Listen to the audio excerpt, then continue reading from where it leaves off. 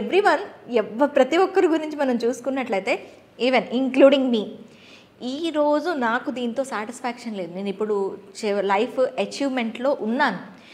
నేను ఒక 10 years బ్యాక్కి ఇప్పటికీ ట్రాన్స్ఫర్మేషన్లో కానీ, శాలరీ గెయినింగ్లో కానీ, నన్ను నేను తీర్చిదిద్దుకోవడంలో కానీ, ఆలోచన విధానంలో కానీ, ఎవ్రీథింగ్ ఐఎమ్ అచీవింగ్. నేను సక్సెస్ అని చెప్పుకోవడానికి నాకు ఒక ఫుల్ స్టాప్ ఉంది. కానీ నేను ఒక కామ పెట్టి ఇంకా ముందుకెళ్ళాలి, ఇంకా సక్సెస్ని పెంచుకోవాలి. నాకు ఎక్కడ ఇంకా కొంచెం వాళ్ళు అలా చేస్తున్నారు కదా, వాళ్ళలా నేను ఎందుకు చేయలేకపోతున్నాను, ఇంకా ఎలా చేసుకోవాలి, ఎలా తీర్చిదిద్దుకోవాలి, ఈ దీంట్లోనే బతుకుతూ ఉంటాం. సో అసలు ఈ మైండ్ సెట్ ఎందుకు వస్తుంది, దీన్ని పోగొట్టుకోవటం వల్ల నిజంగా నేను గోల్స్ని రీచ్ అవ్వగలనా?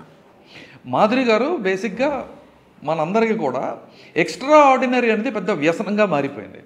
అంటే ఆర్డినరీ లైఫ్ బోర్ కొట్టేసింది మనకి. ఇప్పుడు ఆర్డినరీ లైఫ్ బోర్ కొట్టేసింది, ఎందుకు బోర్ కొట్టేసింది అనేది బేసిక్గా ఆలోచిద్దాం మనం. స్కేల్ ఆఫ్ ఇమాజినేషన్ పెరిగిపోయిందండి. ఒకప్పుడు మీరు మీ చుట్టూ ఉన్న ప్రపంచాన్ని చూశారు, లేదా ఆకాశం వైపు చూశారు, మీరు మీ మైండ్కి ఎంత ఇమాజినేషన్ వస్తే ఆ ఇమాజినేషన్లోంచి మీ క్రియేటివిటీకి ఛాన్స్ ఇచ్చారు గ్రో అవ్వటానికి. కానీ ఇప్పుడు జరిగింది ఏంటి అని అంటే there is a big gap. ఈ గ్యాప్ ఏంటి అని అంటే scale of imagination versus scale of execution. మీ స్కేల్ ఆఫ్ ఇమాజినేషన్ని మీ చుట్టూ ఉన్నటువంటి డిజిటల్ మీడియా చాలా ఎన్హాన్స్ చేసేసింది.